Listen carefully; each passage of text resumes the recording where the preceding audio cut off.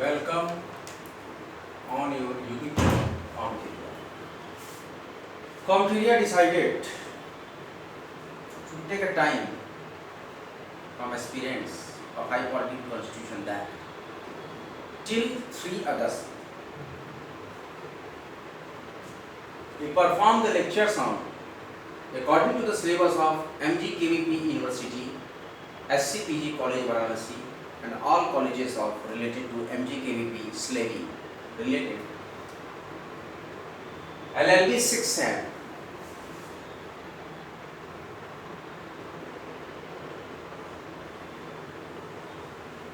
related syllabus paper 1 taxation loss 3 अगस्त तक हम ये लेक्चर देंगे। उसके बाद हम हाई क्वालिटी कॉन्स्टिट्यूशन में कंटिन्यू कर देंगे। कई विद्यार्थियों का आग्रह आया था कि कृपया टैक्सेशन लॉ पे और LLB 6 SEM पे कुछ क्लास चलाइए। हमने कुछ टाइमिंग यहाँ पर टाइम बार डिफाइन किया कि 3 अगस्त तक लेंगे यहाँ क्लास। आज हमारा यूनिट 4 का सेक्शन है। हमने 3 यूनिट को कंटिन्यूअसली बहुत ही सफलतापूर्वक डिस्कस किया। आज हम यूनिट 4 से पढ़ेंगे, जिसमें कि हमारे पास GST है, पैन कार्ड है और इसके बाद हमारे पास कर निर्धारण अधिकारी के बारे में जो सूचनाएं हैं। तो हमारे पास है central goods and service tax act, central goods and service tax act 2017,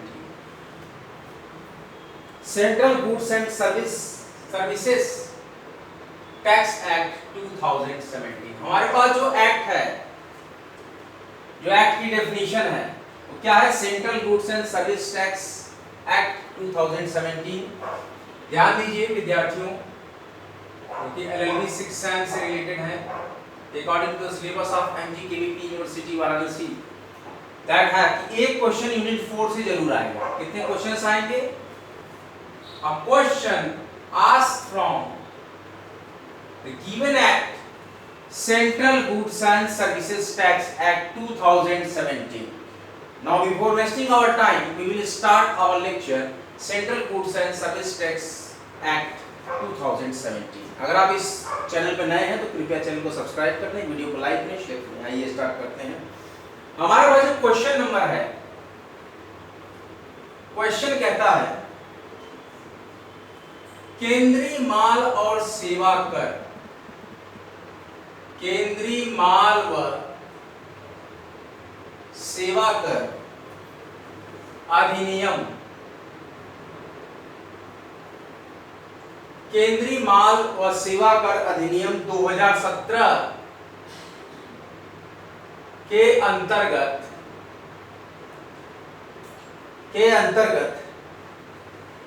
निम्न को परिभाषित कीजिए।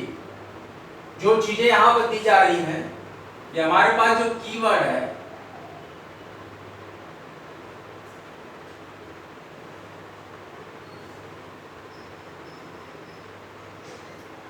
कुछ हमारे पास कीवर्ड्स हैं जिनको की परिभाषित करना पड़ेगा। सबसे पहले हमारे पास है, पहला पॉइंट है माल एवं सेवा। माल एवं सेवा क्या कहलाता है? Goods and service, goods and service. What do you mean by goods and service? Goods and Service Taxes Act 2017 have prescribed such type of ratios. Now we have first heading under the question Goods and Services Tax Act 2017, that goods and service. What is the exact definition of goods and services? माल और सेवा की exact definition क्या है? केंद्रीय माल व सेवा कर अधिनियम, केंद्रीय माल व सेवा कर अधिनियम की सेक्शन 2 में केंद्रीय माल और सेवा कर अधिनियम की सेक्शन 2 में सेक्शन 2 अंडर सेक्शन 50, ध्यान दीजिए, section 2 under section sub section 50, section 2 under sub section 50 describe करता है, माल की परिभाषा दी गई है, गुड्स की, माल की परिभाषा दी गई। क्या परिभाषित हम करते हैं? माल से अभिप्राय, माल से अभिप्राय धन एवं प्रतिभूतियों, धन एवं प्रतिभूतियों को छोड़कर, धन एवं प्रतिभूतियों को छोड़कर, मतलब कि कैश और बॉन्ड्स को छोड़कर सभी प्रकार की चल संपत्तियां, सभी प्रकार की चल संपत्ति, ये किस में कैटेगरी में आ जाएगी? माल। मतलब गुड्स क्या है? गुड्स में कैश और बॉन्ड्स नहीं होंगे, और उसके बाद सभी प्रतिभूति नहीं होगी, और उसके बाद सभी प्रकार की चल संपत्ति होगी। चल का मतलब जो हाथ से निकल जाए, जिनको आप थाम के नहीं रख सकते। कैश है, अचल हो जाए, ऐसा कर जमीन जायदाद है, ये अचल है। इसमें पहला पॉइंट है, क्या क्या आ सकते हैं इसमें? अनुयोज्य दावे,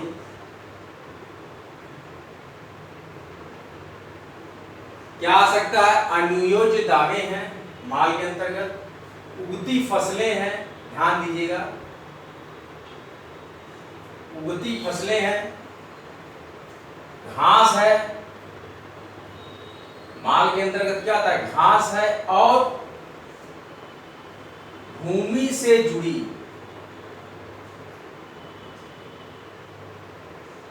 भूमि से जुड़ी हुई ऐसी, मतलब भूमि से जुड़ा रहेगा, लैंड से रिलेटेड वस्तुएं,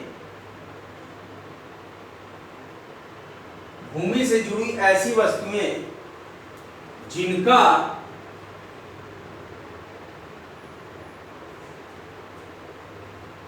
प्रदाय से पूर्व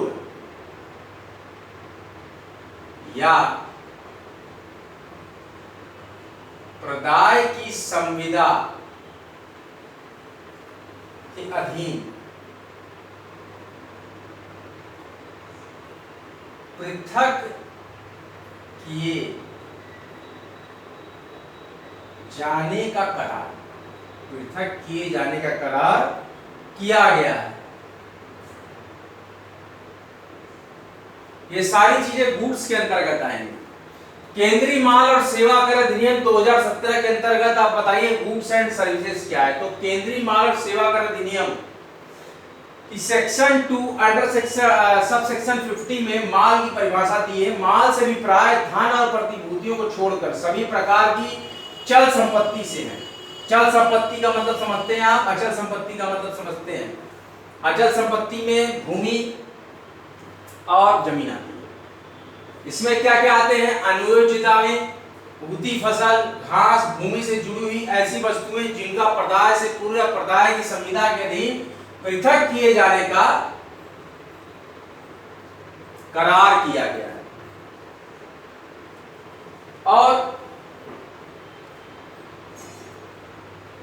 और क्या आएगा इसमें? धन, क्या हो सकता है?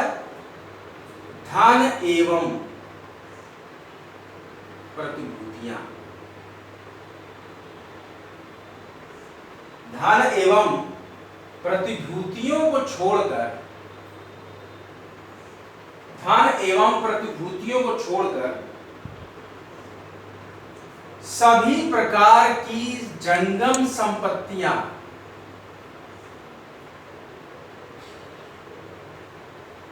एक होता है हिंदी में वर्ड स्थावर और एक होता है जंगम। सभी प्रकार की जंगम संपत्तियां, ये सब शामिल है। क्या क्या शामिल है? कि धन और प्रतिभूतियों को छोड़कर सभी प्रकार की जंगम संपत्तियां। तो ये भी आपका हो गया माल की परिभाषा। और इसमें अनियोज्य दामे, देखिए क्या क्या है, उगती फसलें,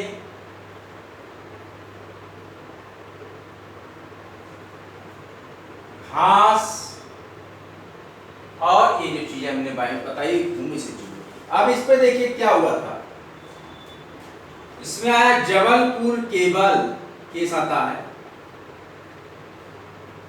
Jabalpur cable network private limited. Case का साइटेशन हम लिख रहे हैं, केस आया था इसमें central goods and service taxes के अंदर, जबकि हम गुड्स एंड सर्विसेज की बात कर रहे हैं तो इसमें जब गुड्स की परिभाषा लेते हैं तो एक हमारे पास केस आया कि Jabalpur cable network private limited versus ESPN software private limited, software private limited. All India record 1999, Madhya Pradesh 271। इसके मामले में इलेक्ट्रॉनिक सिग्नल को माल माना गया है। क्या माना गया है? के मामले में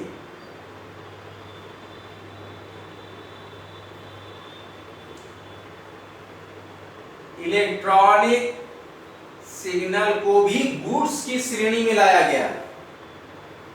और एक और आपको अगर हम साइटेशन बताते हैं, State Bank of India versus Shrimati नीला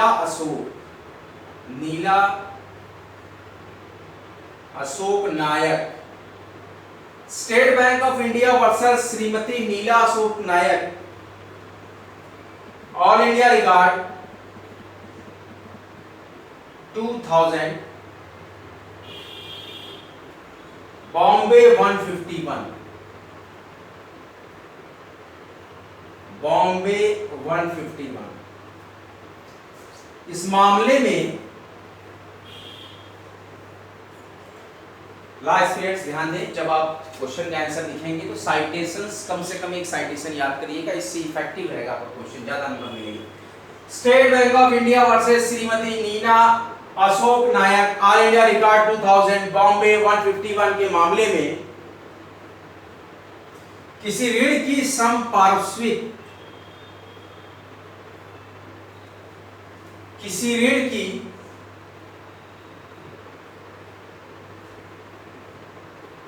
समपार्श्विक प्रतिभूति स्वरूप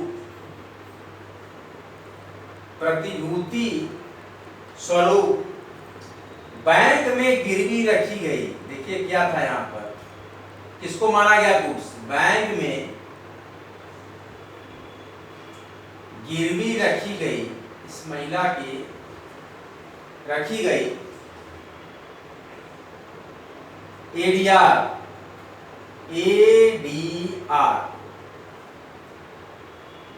को गुड्स माना गया। देखिए कहां कहां ये न्यायपालिका में डिसीजन होते हैं। तो गुड्स का मतलब क्या क्या हुआ, ध्यान दीजिए।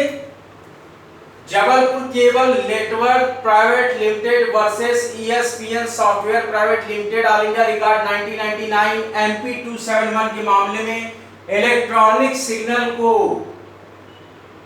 गुड्स माना गया, गुड्स माना गया। ध्यान दीजिए,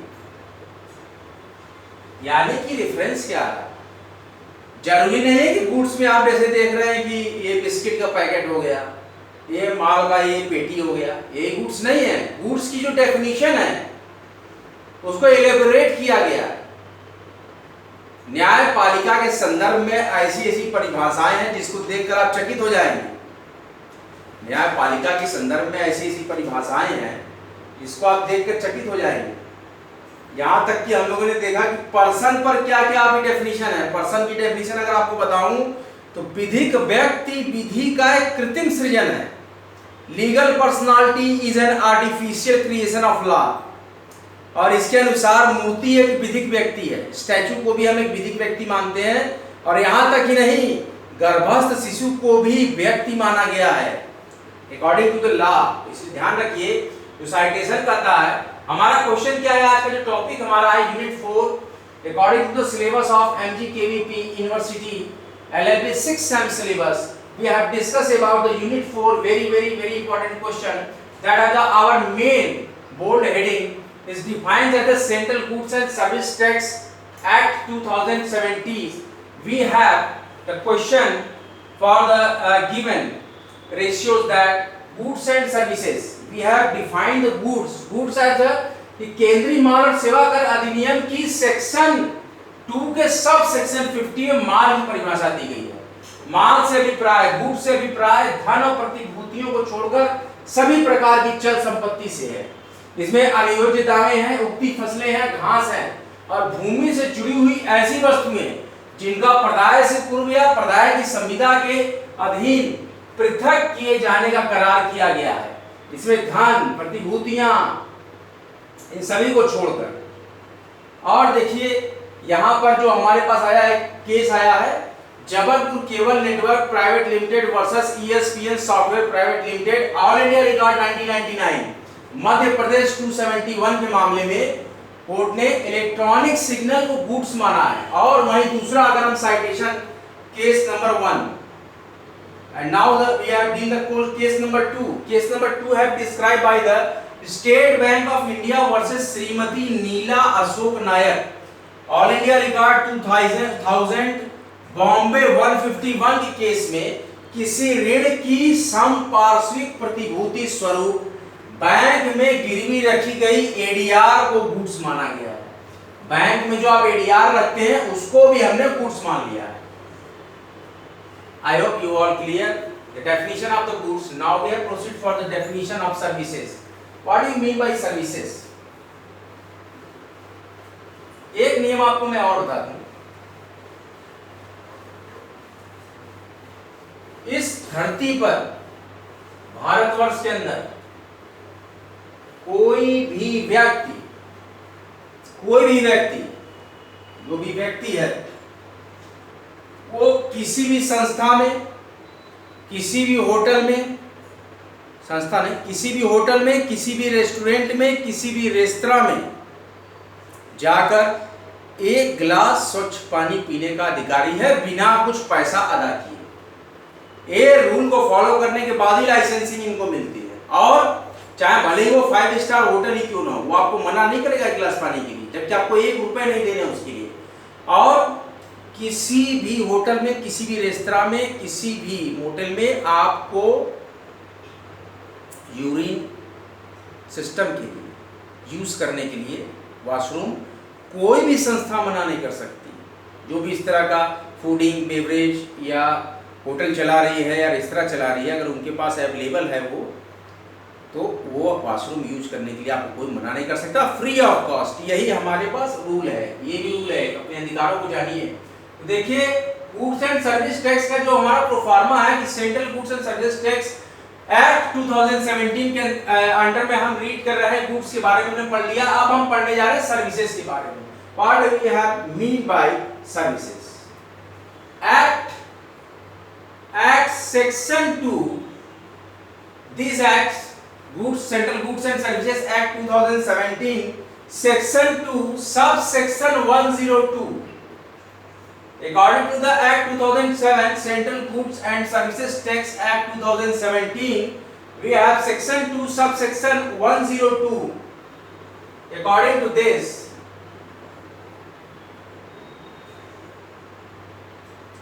सेवा से तात्पर्य, सर्विसेज से मतलब क्या है कि सेवा से तात्पर्य हमारा है, क्या तात्पर्य है? माल, गुड्स का, गैस का, धन का और प्रतिभूतियों से भिन्न किसी वस्तु, प्रतिभूतियों के अलावा कोई वस्तु से है। क्या तात्पर्य है हमारा? According to the central goods and services tax act 2017 act section 2 sub section 102, according to the central goods and services tax act 2017 section 2 sub section 102, services means goods, माल, धन और प्रतिभूतियों से भिन्न कोई वस्तु, यही है सर्विसेज। क्या है कि धन का उपयोग, कहता है कि धन का उपयोग, सर्विसेज का मतलब क्या आता है, यहां इलैबोरेट हम कर रहे हैं, धन का उपयोग या नगद या किसी, धन का उपयोग या नगद या किसी अन्य रीति से या किसी अन्य रीति से एक करेंसी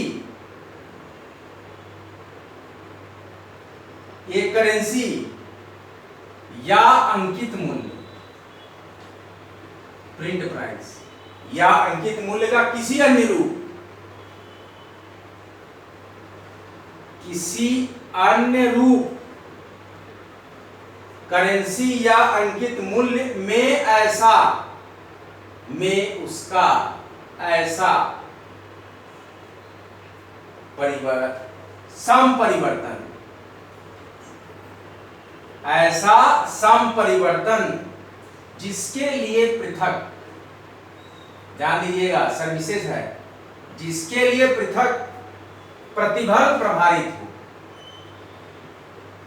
प्रतिफल प्रभावित हो, तो उसको क्या बोलते हैं? सर्विसेज। सेवा क्या है? According to the Central Goods and Services Tax Act 2017, Section 2, Subsection 102, सेवा से तात्पर्य है माल से, धन से, प्रतिभूतियों से भिन्न कोई वस्तु से है जो धन का उपयोग या नगद या किसी अन्य रीति से एक करेंसी या अंकित मूल्य का किसी अन्य रूप में उसका ऐसा संपरिवर्तन जिसके लिए पृथक प्रतिफल प्रभावित हो, तो उसको सर्विसेज बोला जाता है। अब इसके बाद जो हमारा दूसरा पॉइंट हमारे पास आ रहा है डिस्कस करने के लिए, हमने गुड्स और सर्विसेज को डिफाइन कर लिया। अब हम डिस्कस करने जा रहे हैं central goods and services tax act 2017 में एजेंट क्या होते हैं, अभिकर्ता। What do you mean by agents?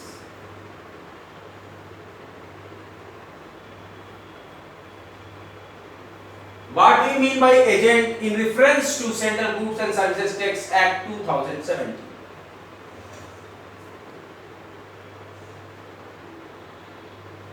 Section, according to this Act 2017, Section 2, Subsection 5, अभिकर्ता की परिभाषा, एजेंट को डिफाइन करें। किस सेक्शन में? ध्यान रखिएगा, section 2 sub section 5 of the central goods and services tax act 2017। अभिकर्ता से अभिप्राय, अभिकर्ता से अभिप्राय ऐसे व्यक्ति से है, मतलब कि ऐसा व्यक्ति अभिकर्ता कहा जाएगा जो, अभिकर्ता से अभिप्राय ऐसे व्यक्ति से है जो किसी अन्य व्यक्ति, जो किसी अन्य व्यक्ति की ओर से, एजेंट क्या होते हैं आप बताइए? बहुत से हमारे साथी बिजनेस कर रहे हैं, बताएं।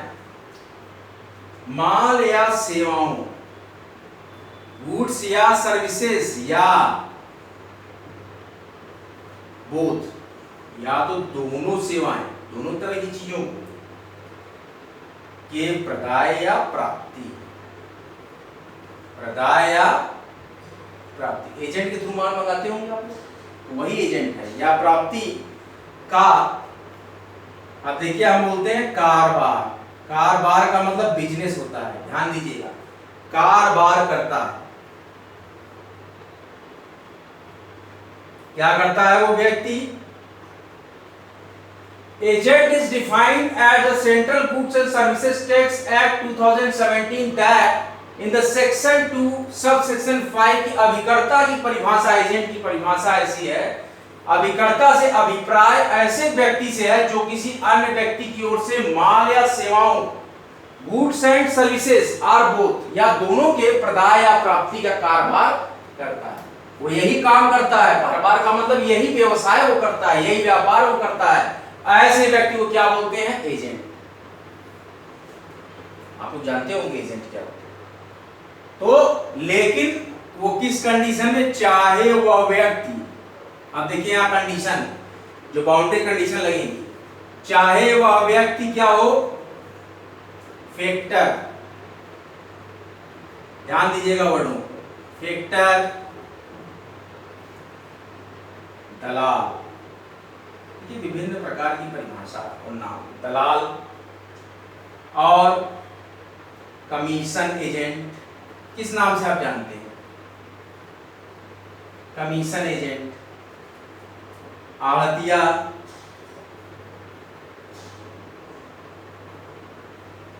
आढ़तिया और प्रत्यायक, टफ है, ध्यान दीजिएगा, प्रत्यायक एजेंट, प्रत्यायक अभिकर्ता, एजेंट को क्या बोलते हैं? अभिकर्ता। इसका नाम मैं आपको डिफाइन कर रहा हूं इंग्लिश में, टेल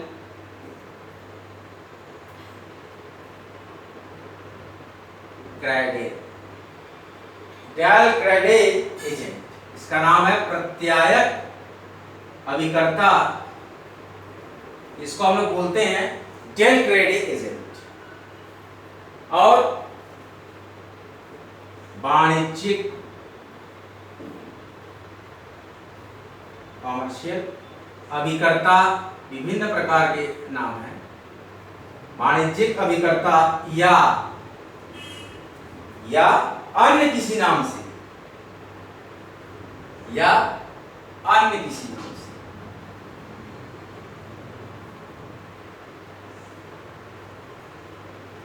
या अन्य किसी नाम से ज्ञात वो व्यक्ति क्या होता है?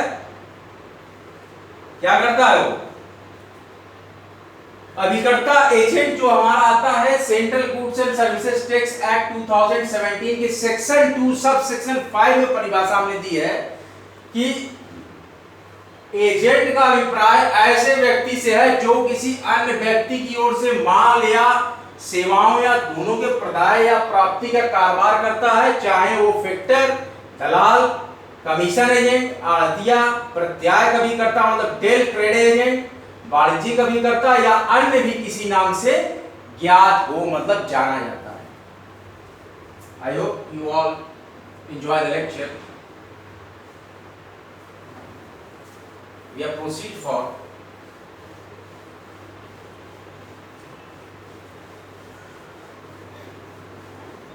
अब देखिए, गुड्स के बारे में हो गया, सर्विसेज के बारे में हो गया, एजेंट्स के बारे में हो गया। अब हम एक्शनेबल क्लेम के बारे में जानेंगे।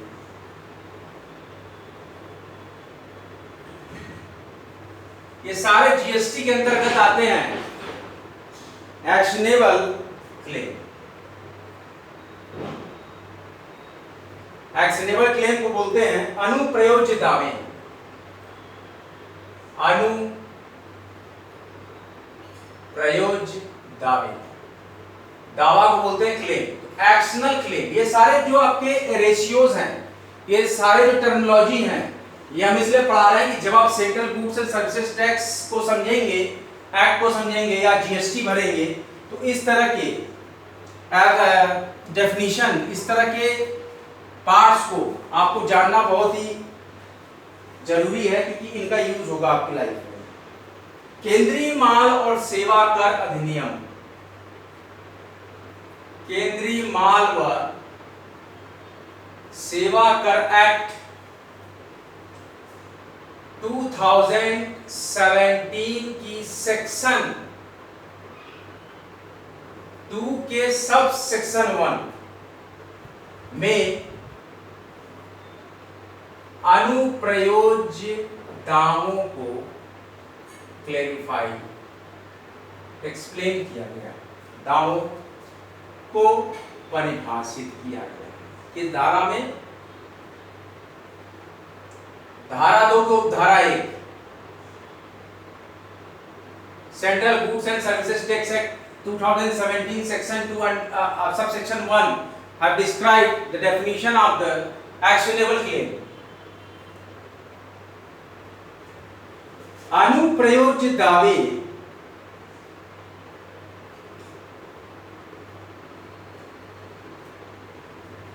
का वही अर्थ होगा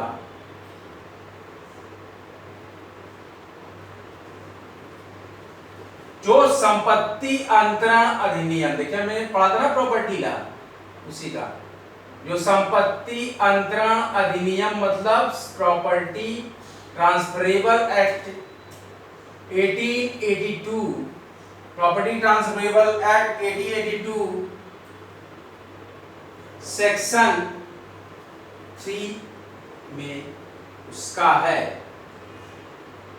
मतलब कि जो इसकी डेफिनेशन है ये चेंज नहीं होगी, जबकि कहां पर और अपनी प्रेजेंस को दिखाते हैं, ये संपत्ति अंतरण अधिनियम 1882 के धारा 2 में भी, धारा 3 में भी इनको डिफाइन किया गया है कि what is the actionable claim. केंद्रीय माल और सेवा कर एक्ट 2017 की सेक्शन 2 के सब सेक्शन 1 में अनुप्रयोज्य दावों को परिभाषित किया गया है, एक्शनेबल क्लेम। अनुप्रयोज्य दावे का वही अर्थ होगा जो संपत्ति अंतरण अधिनियम 1882 की धारा 3 में उसका है, वही अर्थ है। कहा गया है कि अनुप्रयोज्य दावे, क्योंकि दोनों एक हैं तो वहीं से डेफिनेशन उठा रहे हैं। अनुप्रयोज्य दावे से स्थावर संपत्ति के बंधक, स्थावर संपत्ति के बंधक द्वारा या जंगम संपत्ति, समझ में आ रही है आपको बात? बहुत ही टफ हिंदी है ये। जंगम और स्थावर, जम जाना, इधर उधर ट्रांसफर होना, तो अनुप्रयोज्य दावे से स्थावर संपत्ति के बंधन द्वारा या जंगम संपत्ति के आमान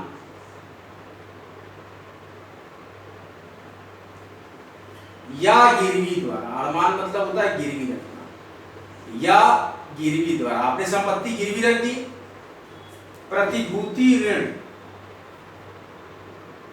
प्रतिभूत ऋण से भिन्न किसी ऋण, से भिन्न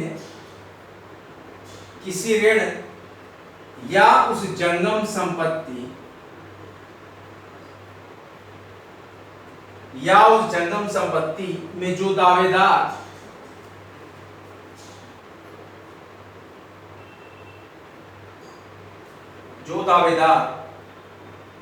के वास्तविक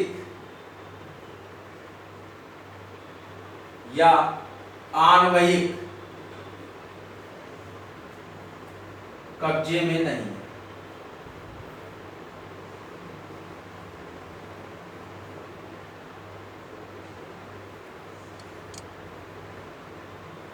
फायदाप्रद हित का ऐसा दावा,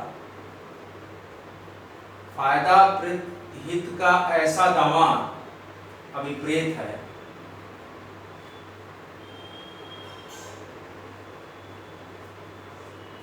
जिसे सिविल न्यायालय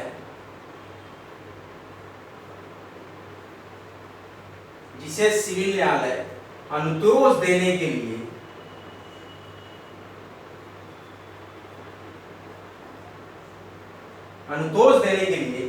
आधार प्रदान करने वाला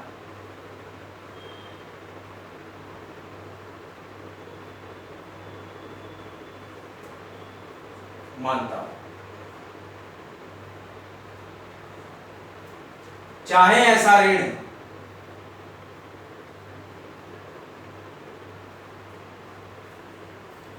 या फायदाप्रद हित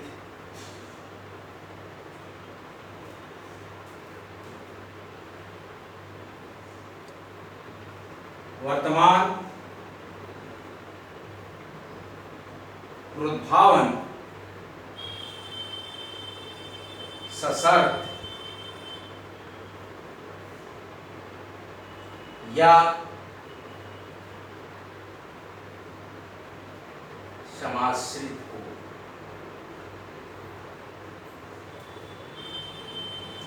According to the Central Goods and Service Taxes Act 2017, we have defined for the actionable claim अनुप्रयोज्य दावे क्या है। केंद्रीय माल और सेवा कर एक्ट 2017 की सेक्शन 2 सब सेक्शन 1 में अनुप्रयोज्य दावों को परिभाषित किया गया है। अनुप्रयोज्य दावों का वही अर्थ होता है जो संपत्ति नियंत्रण अधिनियम 1882 की धारा 3 में उसका मतलब है। तो अनुप्रयोज्य दावे का क्या अर्थ है? अनुप्रयोज्य दावे से स्थावर संपत्ति के बंधन द्वारा या जंगम संपत्ति के आलमान या गिरवी द्वारा प्रतिभूत ऋण से भिन्न किसी ऋण या उस जंगम संपत्ति में जो दावेदार के वास्तविक या आणविक कब्जे में नहीं है, फायदाप्रद हित का ऐसा दावा अभिप्रेत है जिसे सिविल कोर्ट अनुदेश देने के लिए आधार प्रदान करने वाला मानता हो, चाहे ऐसा ऋण या फायदाप्रद हित वर्तमान प्रोद्भाव सशर्त या समाश्रित। तो क्या अभिप्राय है इससे? मैं इसको मिटा रहा हूं। अब इसके अभिप्राय को सरल शब्दों में समझिए। ये तो विधिक शब्दों में हमने इसको पूरा व्याख्यायित कर दिया। अब इसको बड़े इजी लैंग्वेज में समझिए। हम इसको पॉइंट वाइज बताते हैं है क्या।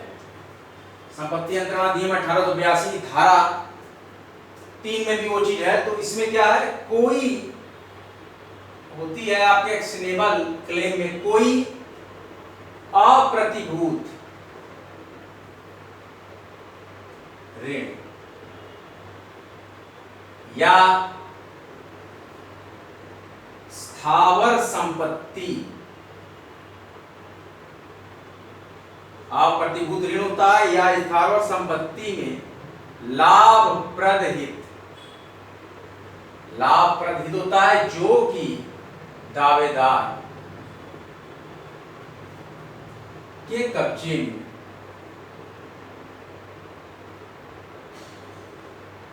वास्तविक या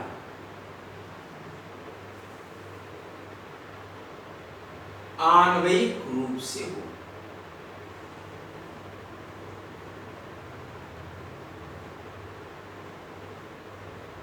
न और कैसा ऋण होता है एक्शनेबल में?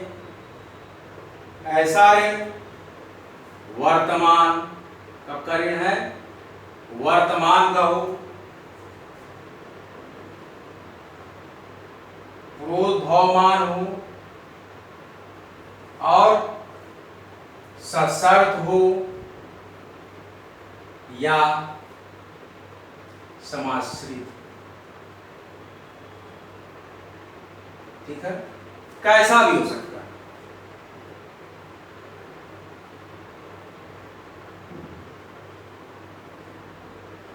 ये पूरा एक लॉन्ग क्वेश्चन हम तैयार कर रहे हैं। अब इसके बाद जो हमारे पास 14 पॉइंट है यहाँ पे डिस्कस करने के लिए, हम पूरे गुड्स एंड सर्विस टैक्स के टोटल सिनेरियो को यहाँ डिस्कस कर रहे हैं। इसके अंतर्गत आप सब कुछ जान जाएंगे कि जीएसटी में है क्या क्या। इसके बाद होता है असेसमेंट। क्या होता है? निर्धारण सॉरी, असेसमेंट है। इसमें आता है सेक्शन 2 सब सेक्शन 11। क्या आता है असेसमेंट में? जो धारा आती है सेक्शन 2 का सब सेक्शन 11 के अनुसार इस अधिनियम के अधीन, जो 2017 हमारा गुड्स एंड सर्विस टैक्स अधिनियम है सेंट्रल, तो इस अधिनियम के अधीन हमने बता दिया कि धारा के अंतर्गत इसकी डेफिनेशन है सेक्शन 2 सब सेक्शन 11। कर के दायित्व, असेसमेंट क्या है? कर के दायित्व का अवधारण, यही असेसमेंट का है। कर के दायित्व का अवधारण है जिसमें निम्नलिखित चीजें सम्मिलित हैं। निम्नलिखित सम्मिलित हैं, निम्नलिखित चीजें सम्मिलित हैं। कौन कौन सी चीजें सम्मिलित हैं, ध्यान देते हैं। स्वतः निर्धारण,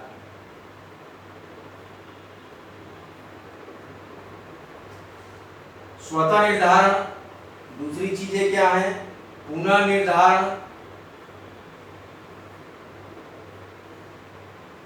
तीसरा पॉइंट क्या है इसमें, अनंतिम निर्धारण। इसके बाद चेंज नहीं होगा वो असेसमेंट। फोर्थ है संक्षिप्त निर्धारण, शॉर्ट में हम अपनी बातों को कर रहे हैं। एवं मतलब और। फिफ्थ है सर्वोत्तम विवेक बुद्धि, सर्वोत्तम विवेक बुद्धि के अनुसार निर्धारण, पूरा सोच समझ के निर्धारण करना। निर्धारण का मतलब ही होता है असेसमेंट। छोटा सा परिभाषा था, what do you mean by assessment, what do you mean by assessment. According to the Central Goods and Services Tax Act 2017, Section 2 subsection 11 elaborate that इस एक्ट के अधीन कर के दायित्व का अवधारण ही निर्धारण है। इस अधिनियम के अधीन कर के मतलब टैक्सेस के दायित्व का अवधारण ही निर्धारण है, जिसमें कि इसमें निम्नांकित भी सम्मिलित हैं। किस तरह के निर्धारण होते हैं इसमें, निम्नलिखित भी मतलब कि और चीजें इनके प्रकार हैं। Classification of the assessment that self assessment, स्वतः निर्धारण, पुनः निर्धारण, अंतिम निर्धारण, संक्षिप्त निर्धारण और सर्वोत्तर विवेक बुद्धि के अनुसार निर्धारण, ये सारे तरह के असेसमेंट। इसके बाद जो नेक्स्ट पॉइंट हम central goods and services tax के अंतर्गत यहाँ पर रीड करने जा रहे हैं। देखिए बहुत ही अच्छा ये टॉपिक है, पूरी की पूरी अपने आप में यूनिट को समाहित करता है एक ही topic. We have Central Goods and Services Tax Act 2017 as a separate unit, Unit 4 of the LLB 6th SAM syllabus according to the syllabi of MGKVP University. संपरीक्षा, अगली क्या है हमारे पास डेफिनेशन। सेंट्रल गुड्स और सर्विसेज टैक्स के अंतर्गत जो है संपरीक्षा क्या है। Central goods and services tax act 2017 section 2 subsection 13 have described that संपरीक्षा से अभिप्राय, अभिप्राय का मीनिंग होता है मतलब उसका क्या समझा जाता है। मीन वो है कि संपरीक्षा से अभिप्राय इस अधिनियम या उसके अधीन, इस अधिनियम या उसके अधीन बनाए गए नियमों का,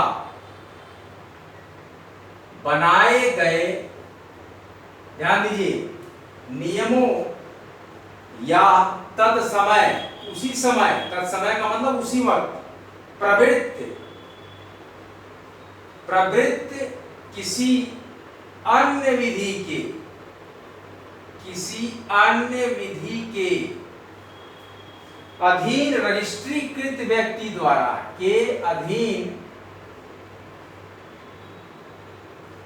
रजिस्ट्रीकृत व्यक्ति द्वारा, रजिस्टर्ड पर्सन व्यक्ति द्वारा अनुरक्षित या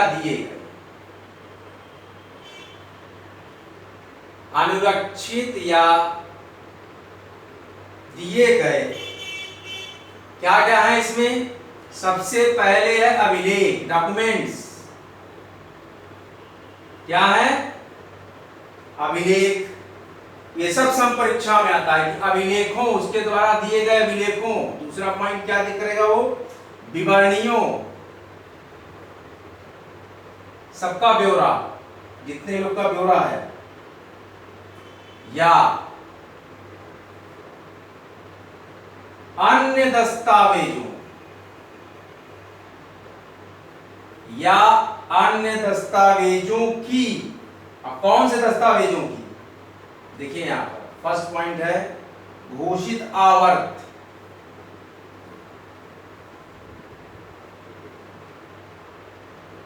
इसका मतलब है अनाउंस रेकर।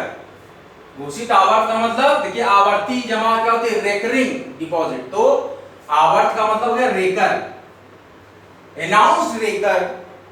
और इसके बाद क्या है? दूसरा है जो कि अन्य दस्तावेज में आएगा, संदत्त करो। ये एक प्रकार के टैक्सों की बात होगी, संदत्त करो। और तीसरा क्या होगा अन्य दस्तावेजों में? दावाकृत प्रतिदाय, दावाकृत प्रतिदाय। और चौथा क्या होगा? उपभोग किए गए, मतलब यूज करना, उपभोग किए गए इनपुट का प्रत्यय। क्या क्या? उपभोग किए गए इनपुट कर प्रत्यय, टैक्सेस। देखिए यहां पे क्या है पॉइंट? अगला जो ई हमारे पास है डेफिनेशन, वो है सम परीक्षा। सम परीक्षा में कि central goods and services tax act